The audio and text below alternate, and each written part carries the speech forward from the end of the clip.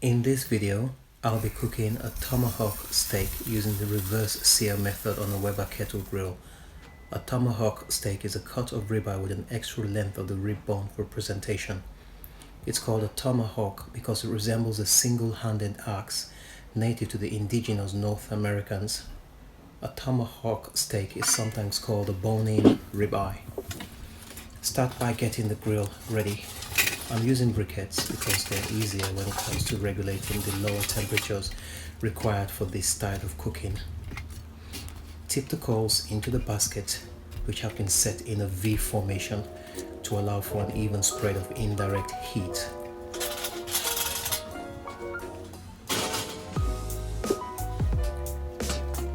Replace the grate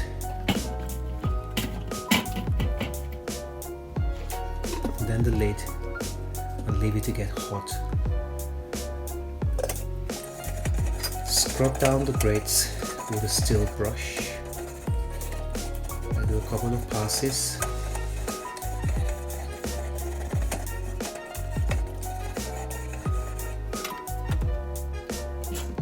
And then I flip around the grate 180 degrees to heat up the other side of the grate. Wait a few minutes and repeat the process once again.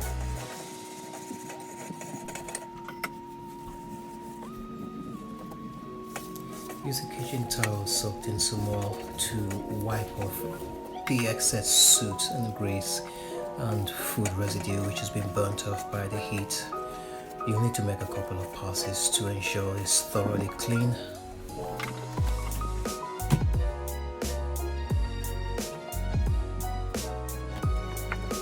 Finally, I spray a 50-50 mix of water and oil just to remove the remaining bits that I might have missed on the first pass. It's much easier to clean the grill this way.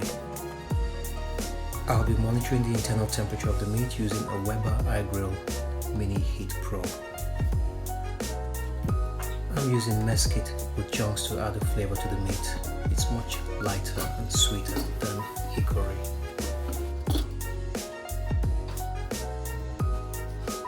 A final light spray of cooking oil will stop the meat from sticking.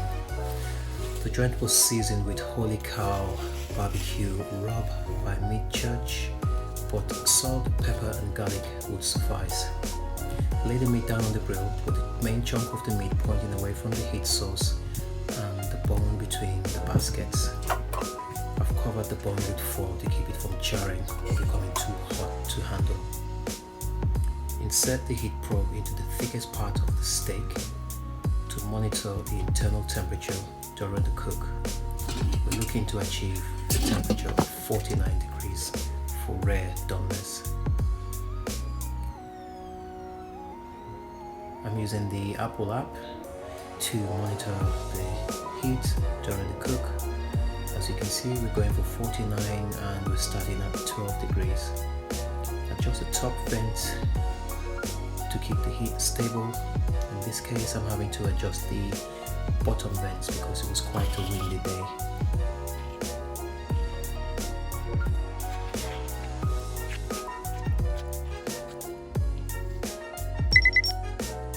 It took around 40 minutes of very low cooking to achieve the desired temperature.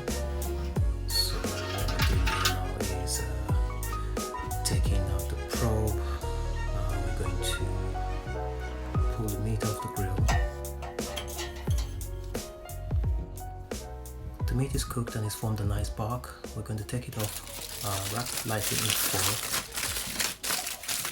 Leave it to rest a bit while we go back to the grill and stoke the coals, move the baskets into the center and create an intense heat for the sear.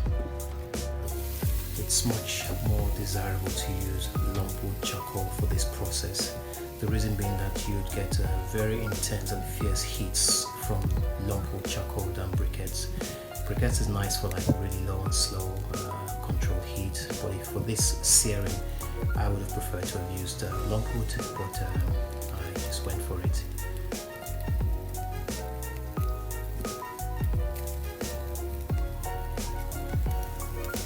Looking good.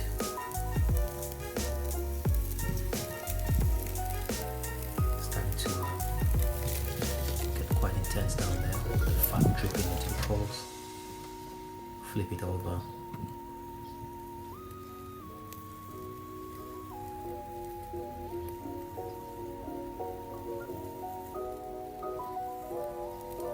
I'm just basically going by sight and sound. There isn't any right and wrong way to do this. I think it's just a preference.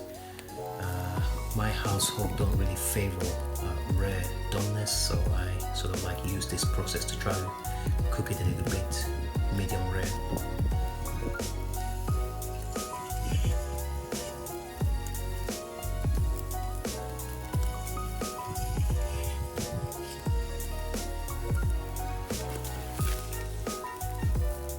Don't forget to do the sides as well.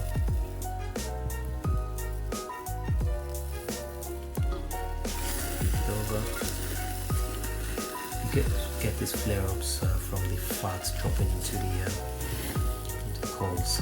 It's no big deal.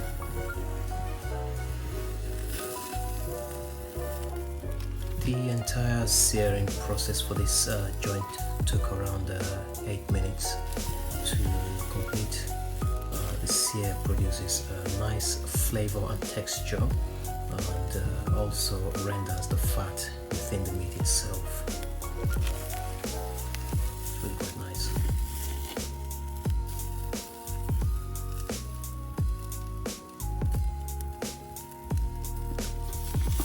Once you're happy with the sear, it's time to pull the meat off the grill. We just wrap it up and leave it to rest for a few minutes to develop some more flavors. And now it's time to just serve this up.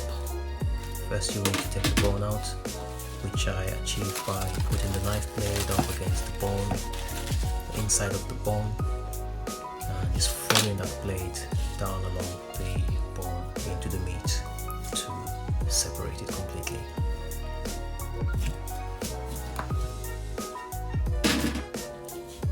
You then want to slice the meat into strips, and you do this by cutting against the meat grain. This makes an easier slice of meat to chew.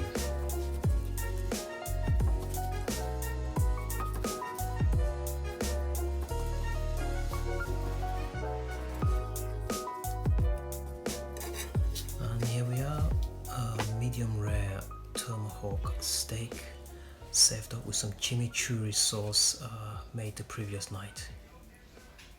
Thank you for watching.